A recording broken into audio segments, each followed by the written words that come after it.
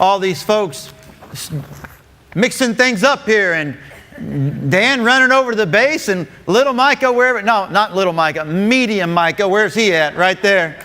We got a big Micah, a medium Micah, and then a baby Micah. Playing the drums, good job, Micah. And then Jerry, it's nice to have that trumpet back, because that's... Everybody doing their part in the church and being the body and using their gifts, that's what the Bible says we're supposed to do. Now, to disappoint you, I'm not preaching today. This is really not going to be a sermon. This is going to be me sharing my heart. And I know I probably shouldn't do that because I'm not old enough to do that. But I'm still going to share with you the Bible. But as the pastor here and as the shepherd, I feel like I need to share my heart of what I think God is saying to our congregation. And I had this last night. I planned this, so it is a sort of a planned sharing of my heart. I asked the Lord what I would share, but it's not a typical sermon. But we're going to start out in the Scripture because that's where we should go. So Acts chapter 14. If you want to open your Bibles, that's where we're going to be reading today. The words will be on the board.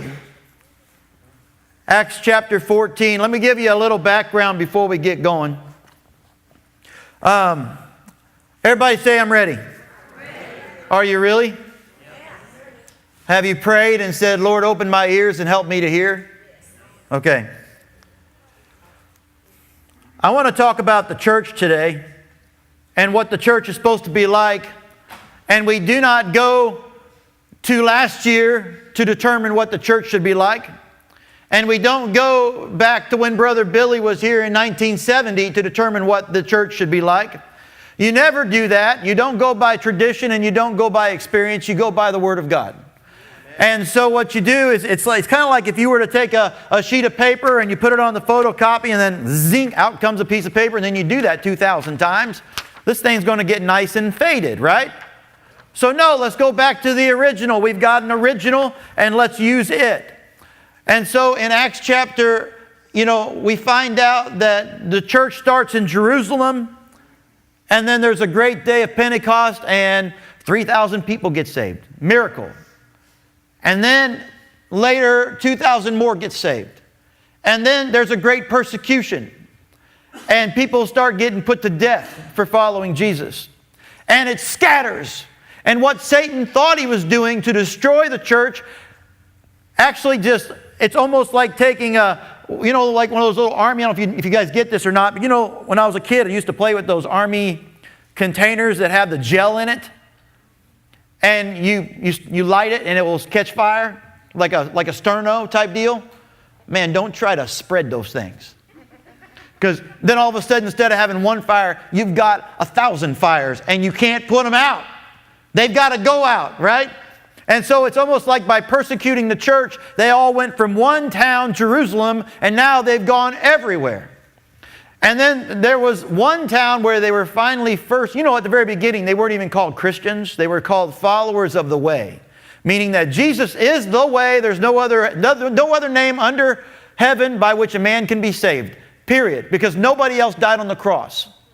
Jesus is the only way to heaven. And so they hated Christians for that, because Christians were saying that all these other religions weren't true. And these idols that you've made with hands and you're worshiping these things, not true. And so Christians got punished for that. They got persecuted. Well, at the very first time they were called Christians was at a town called Antioch. And there was a pastor there, and there were a few leaders. Two of them, one of them was named Barnabas, and the other one was named Paul. And as you know, Paul is the guy that wrote a lot of the letters in the New Testament. Well, one day the church is praying and the church is fasting. And God says to Paul and Barnabas, I want you to go and I want you to plant more churches. Go out there and be a missionary. Go from town to town to town and preach and plant churches, and then you'll finish your time. And so they go to another town called Pisidian Antioch. And while they're there, their custom was this. Everybody listening? Yes. So what I'm doing today is this. I'm going to tell you what the church is supposed to be like. A little bit. Not all of it. No way. Just a tiny bit. They go to this city. There's no church there. There's a synagogue, which is Jewish people. They've got the Old Testament. Jesus is all about fulfilling the Old Testament. He is the fulfillment of the Old Testament. You look in the Old Testament that prove that He was the Christ. And so Paul and Barnabas, being Jews, they go into the synagogue and they began to preach. And they have such success that the Bible tells us that the following week, nearly the whole city assembled to hear them. And the Jews began to get very jealous because here they're claiming that Jesus is the Christ and that the Jews in Jerusalem rejected Him and that there is only one way to the Father, and that's through faith in Jesus, and that really, if you really are a Jew for real, you'll believe in Jesus. Because Abraham believed and it was credited to him as righteousness. And he goes through all of this. And I mean, there's such a revival that takes place and so many people get saved. But yet, the Bible says that there's two roads that you can choose. There's a narrow road that leads to life, and there's a broad road that leads to death. And the people that rejected Jesus, they began to persecute Paul and Barnabas. In fact, they tried to kill them. So Paul and Barnabas, they leave. And they go to the next city, which is called Iconium. And they spoke, and I quote, they spoke in such a manner that a great multitude believed, both Jews and Greeks. And see, by the way, I need to tell you this. After Paul would preach to the Jews, after the Jews rejected Jesus, then Paul would go to the Gentiles, which is everybody that's not a Jew. By the way, if you're not a Jew, you're a Gentile, just in case you didn't know, right? Then after that, he went to a town called Laconia, then Lystra, and then Derbe. I want to talk to you about what happened in Lystra. You guys ready? Come on, everybody say, I'm awake. All right, here we go. Acts chapter 14, let's start reading in verse 8. At Lystra, there was sitting a certain man without strength in his feet, lame from his mother's womb, who had never walked. This man was listening to Paul as he spoke, who, when he had fixed his gaze upon him and had seen, in other words, Paul could see that this man had faith to be made well. Now stop there. Everybody, I just got to tell you this. You know that according to your faith, it will be done to you, right? That you can't even be saved without faith. That you certainly are not going to be healed without faith. That we're not going to ever experience God without faith. You all with me?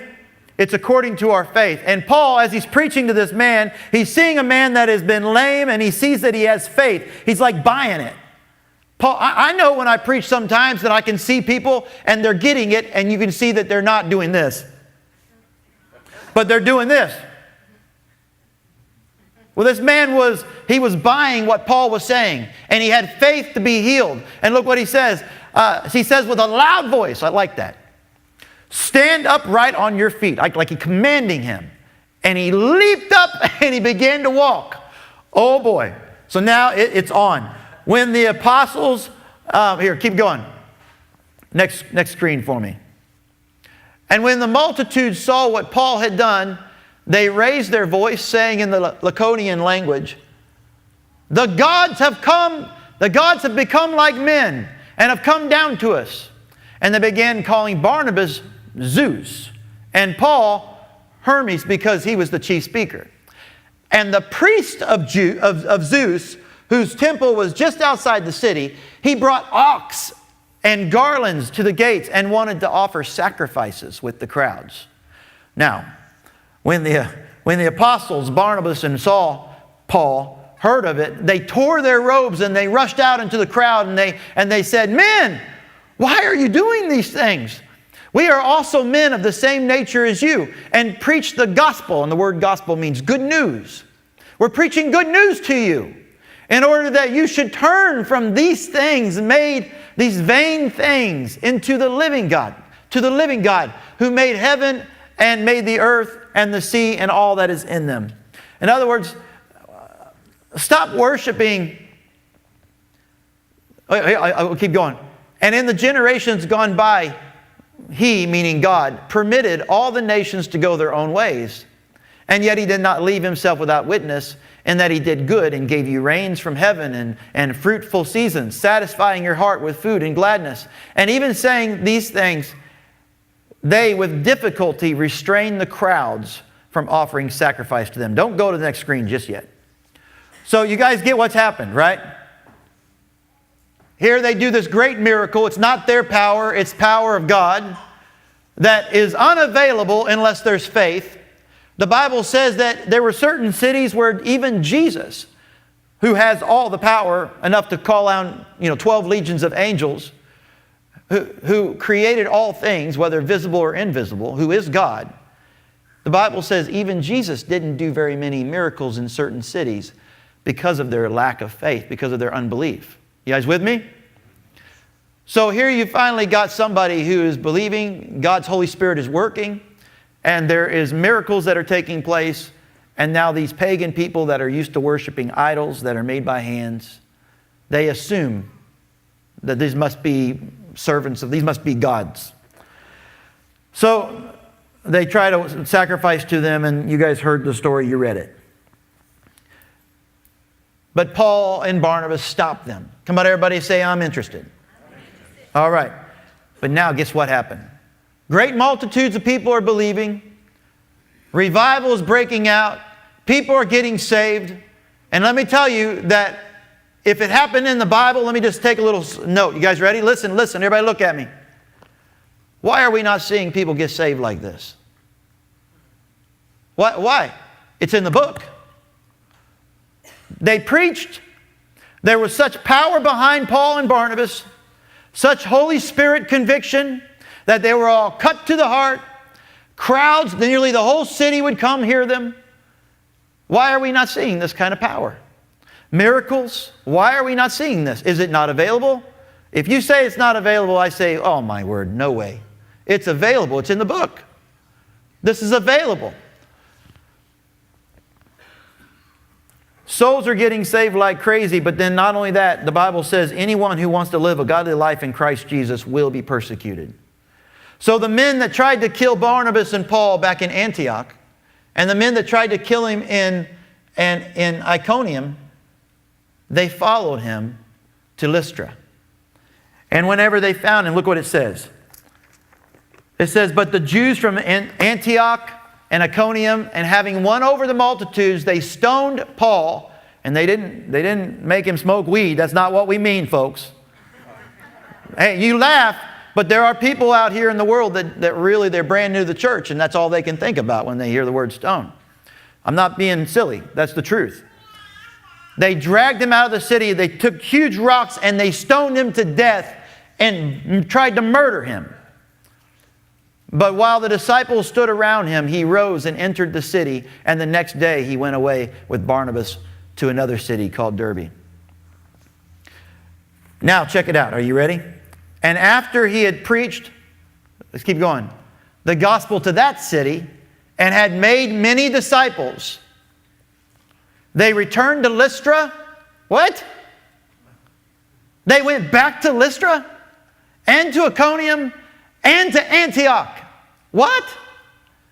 Strengthening the souls of the disciples. In other words, they planted churches in each one of these cities, and even though they were persecuted there and nearly got killed there, they went back, and then what did they do? They strengthened the souls of the disciples, and then look at this.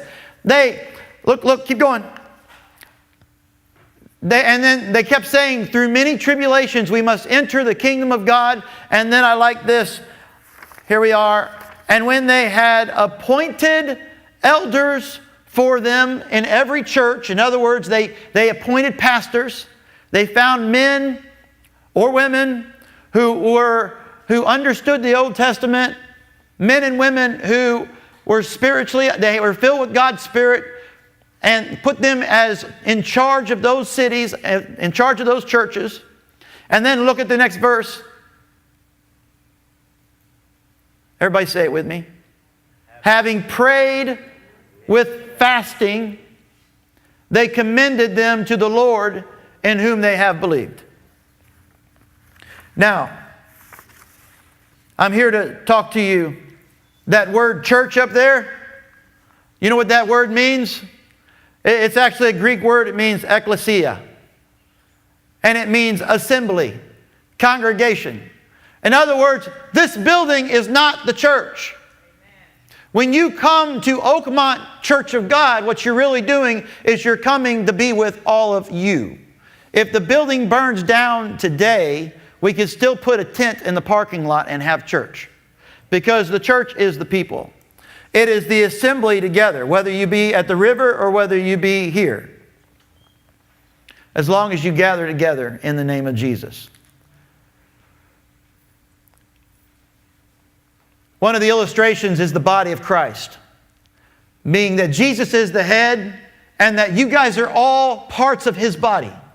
And that means that the only Jesus that people in the world are going to see is you and me. The only Jesus that Iconium or Lystra or Antioch was ever going to see was Paul and Barnabas and then the people who believed. They all had to start becoming the body of Christ, which is the church. They all had to start using their gifts, kind of like whenever Dan jumps on the bass or whenever Linda does her sign language, or when someone teaches Sunday school or is helping us with the building or whatever the gifts are. We've all got gifts and everybody needs to be using them. You can't just be pew sitters. Nobody did that. Y'all with me? And then we've got to get out there into the world. And I'm going to get to this. I'm going to get to it. Don't worry. Now, you all following me, right? I know this isn't a typical sermon. Normally, I spell it out for you. Point 1, point 2, point 3. I try to make it easy. This isn't easy. You're going to have to work hard. You guys ready? Because this is almost like a train of my thought. Like a thread of my thoughts is what this is today.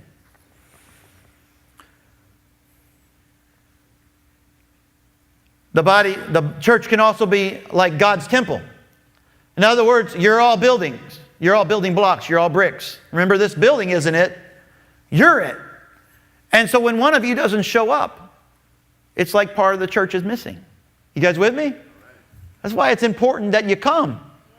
Because you say it doesn't hurt anybody. Yes, it does. It hurts us. Because we want you here. We love you. And it hurts you. Y'all with me? And if you have children, it hurts your children because they can't be here. And then the church is like the kingdom of God. This is really cool. Do you realize that, come on, you guys got to stretch your brains here, but when Jesus said, I've come and the kingdom of God is at hand. In other words, there's only one church in the whole wide world. There's only one kingdom, and guess what? It's not America, it's not Britain, it's not China. No, it's not of this world. People that belong to the kingdom, they can live here or they can live in heaven. But there's one kingdom. And we're a part of that kingdom. And how do you get in? Well, it's kind of like if you weren't born in America, how do you get citizenship? Well, you have to earn it somehow. You got to fix it. Well, guess what? The only way you can get citizenship in God's kingdom is by being born again.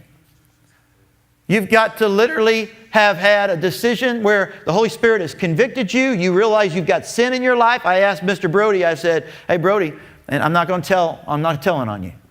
Don't worry. But I mentioned a couple sins and have you done this? Mm-hmm. Have you done this? Mm-mm. Have you done this? Mm-hmm. Well, the Bible says you break one of the 10 commandments, guess what? You break them all. It's not pick or choose. It's not, well, I'm a pretty good guy because I only break one. I haven't broke 9. You broke them all. Because it's like a glass. You know, you might have a bunch of pains in it, but guess what? If I shoot a BB gun through it, my mom and dad are going to yell at me for breaking the window. You with me? And the only way that I could ever be born again is to be able to have the Holy Spirit come in and give me a brand new life. So that I'm afraid, and all of a sudden now I've got fear. 'Twas grace that taught my heart to fear, and then 'twas grace my fear relieved. I believe that I've got sin, and then I believe that Jesus died on the cross for me and He paid for it. And He's taken it away as far as the east is from the west. And then Born again means His Holy Spirit came inside of me and He changed me. And He made me a new creation, a brand new person. So what is the purpose of the church? Why do we exist? Well, to further God's kingdom. To get it bigger and bigger and bigger. Y'all with me? That's the whole purpose of the church. I mean, if He just wanted to take you to heaven the moment you were saved, then it would have been done. No, no, no. He wants you to get growing, growing, growing. He wants, the whole purpose of this church is to make the church, the kingdom of God, bigger. You with me? Because God's not willing that anyone should perish, and He doesn't want anyone to go to hell. He wants everybody to be saved. Why do you think Paul and Barnabas did what they did? Why would they risk their lives and go back to those cities? Because it's about reaching the lost. But here's the point, one of the big points that I'm about ready to get to, and I should have just told you from the very beginning where I'm going, but that's not how I do things. I like to save it and stab you in the back later, right? Here's how it goes. The Bible says, seek first the kingdom of God. Why? Because then all these things will be added unto you. He wants, if you're a part of this church, you're supposed to be seeking God's kingdom above seeking food or drink or anything, or clothing or shelter or money. What are you doing? If you're a Christian, it's all or nothing. Right? Only a couple of you? Right. But I love what it said, and I made you read it to me. It says, with prayer, fasting. You see that? Now, go ahead and get out of that. And I think we're done with all the notes up there. Now you're just going to get to hear me. A prayerless church is a powerless church. A prayerless church is a fruitless church. And it's a lukewarm church. Why? Why is it lukewarm? Why is it human-led, human-powered, and human-maintained? Because why would they pray and fast? Because they couldn't do it on their own. They depended on God. Y'all with me? That's right. Now, we've got on December the 6th an annual business meeting in this church. Do you know what we do? We're going to be picking 2 brand new Board of Trustees members. Maybe one of them might have served before, but whatever we're going to do, we as a congregation, we're going to choose and ratify 2 members. Are we going to do that just because our own head knowledge, or are we going to pray and are we going to fast? What? Fast? Pastor, we don't do that here. That's silly. Go without food? Well, wait a minute. What church are we going by again? Are we going by the first church or are we going by this church? Right? Not only are we going to pick 2 brand new Board of Trustees meeting on December the 6th, which is a Wednesday night, and maybe not brand new ones, but we're going to choose 2 more for another 4-year term. But we're also going to approve a budget, which is going to determine and really be a guideline of how we do ministry in 2018. It's going to determine who we can hire and who we can't hire. It's going to determine what we can do, outreach, and spend money on reaching the lost, and how we can do it. It's going to determine all that. Are we going to do that on our own wisdom? Are we going to make those decisions by our own intellect? If we do that without fasting and praying, we're doing something so wrong. And then not only that, but then we've got a bylaws committee that is reviewing our bylaws because it hasn't been done in who knows how long.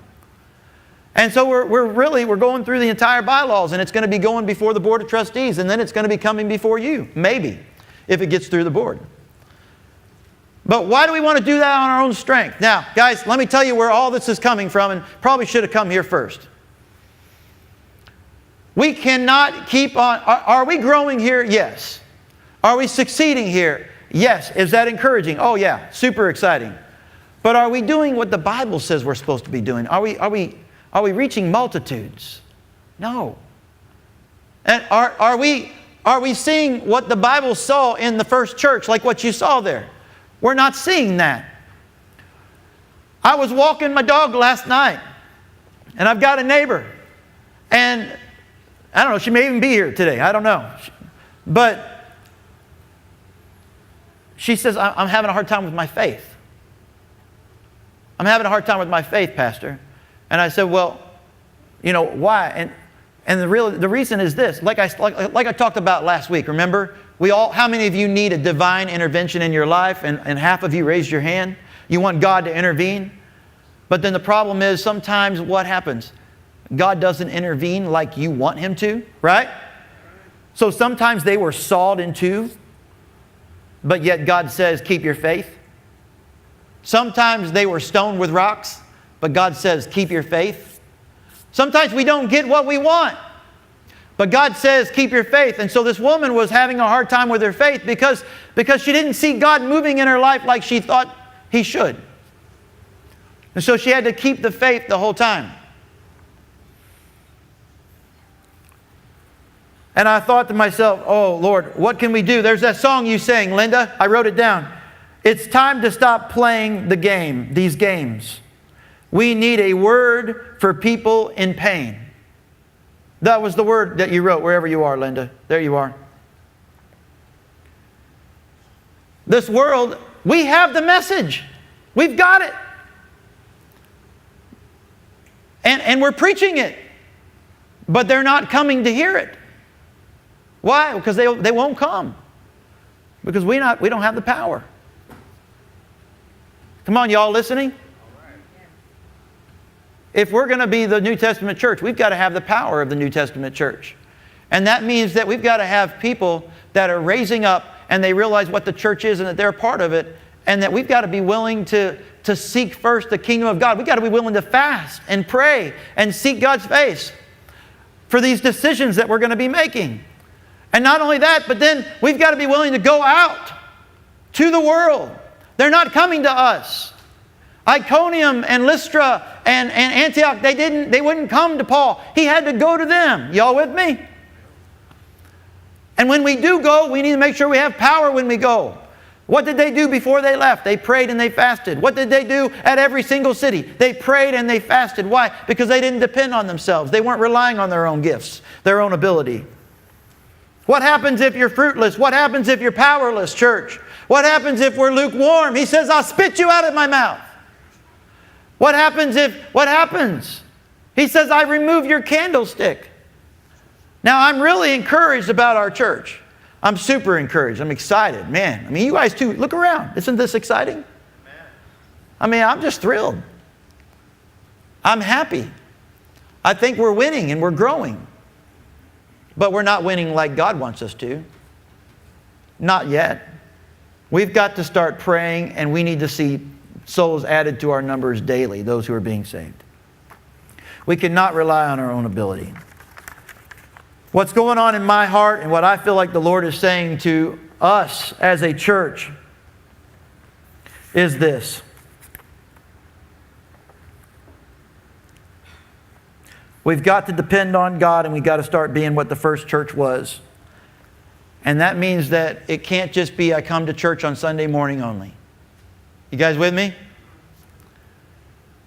But do you think these are my ideas, or do you think this is what I just read to you out of the Scripture? They were praying and fasting, right? And so here's what we're going to do as a church.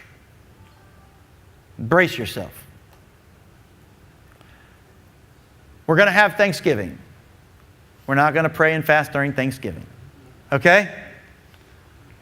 The Saturday after Thanksgiving, we're all going to be here and we're going to decorate the church for Christmas. The following week, remember our business meeting is on the 6th. The following week, I think it's like the 30th, the 1st, the 2nd, the 3rd, something like that.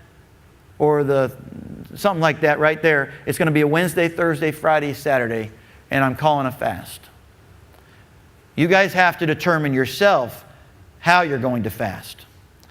Are you going to fast one day? Are you going to fast the whole time? Are you going to fast one meal each day? But the plan is that you have to get alone with God and you have to say, all right, the pastor is calling a fast because he wants to be like the first church, because he realizes that without God's power, we can do nothing, right? Y'all with me? And so we have to raise ourselves up now. We got to stand up. We got to do what the first church did. Now, some of you have medical reasons why you say you can't fast. Come talk to me and we'll talk through that stuff. And I've written stuff on fasting, and I've got brochures on it that I've written that goes through the Bible. And I'll be teaching on that stuff again and preaching on it to try to help us and get us ready for this day. And I know this is, come on, how many of you right now, does this make you uneasy?